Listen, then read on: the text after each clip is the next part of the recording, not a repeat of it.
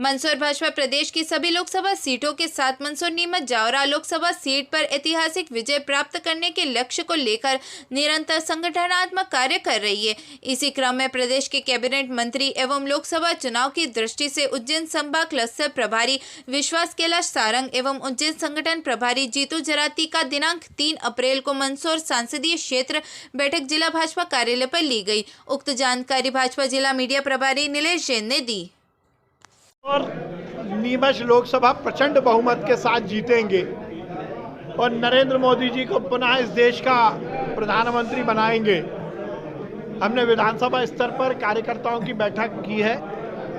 Bharatiya Janata party cadre base party है और हम यदि चुनाव लड़ते हैं तो पूरे व्यवस्थित तरीके से चुनाव लड़ते हैं। इसीलिए इस तरह की बैठक केवल भारतीय जनता पार्टी में ही संभव है।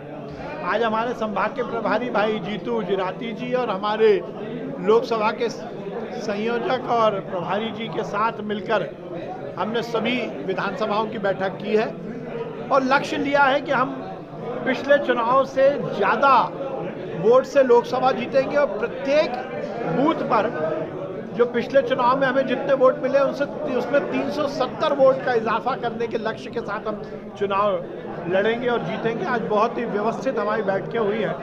पूरा दिन 2 दिन का ये मेरा दौरा है और पूरी लोकसभा में हम व्यवस्थित तरीके से हर व्यवस्था को करें उसकी हमने पूरी रचना बनाई है। विश्वास जी, कांग्रेस का आरोप है कि ये चुनाव भाजपा मुद्दा विहीन लड़ रही है सिर्फ मोदी के नाम पर।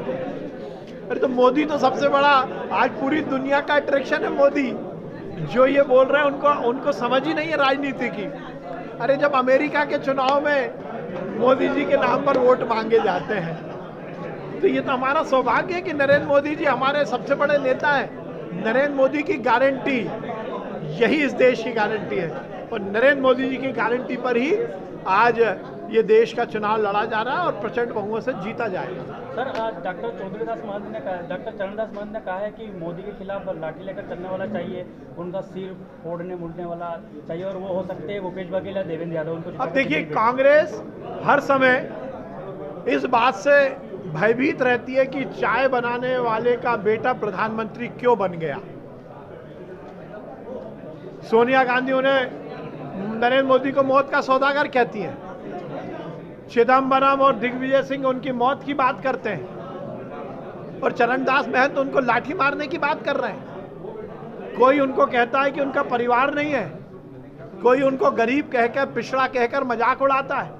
वो व्यक्ति जिसने अपना घर बार छोड़कर इस देश के नवनिर्माण में अपना सर्वस्व लगाया, उसको डंडा मारने की बात कांग्रेस के नेता कर रहे हैं और इसका जवाब अब जनता देगी और जनता कमल के सामने का बटन दबाकर ये जो मोदी को पीटने का और लठ मारने का जो बयान दिया इसके खिलाफ खड़ी होगी।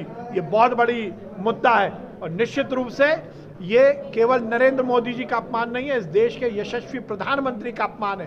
कांग्रेस को चाहिए कि चरणदास महंत को जल्द से जल्द कांग्रेस पार्टी से निष्कासित किया जाए, नहीं तो ये चुनाव में बड़ा मुद्दा बनेगा।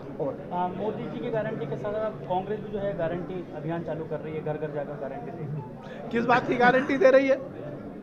कि वो भ्रष्टाचार करेंगे। कांग्रेस ने किया क्या है? अनाचार, भ्रष्टाचार, अत्याचार।